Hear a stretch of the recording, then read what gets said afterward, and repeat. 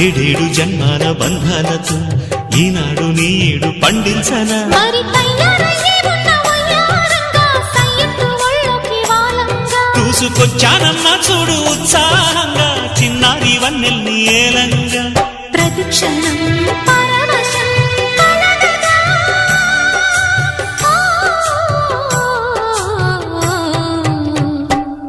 మనసా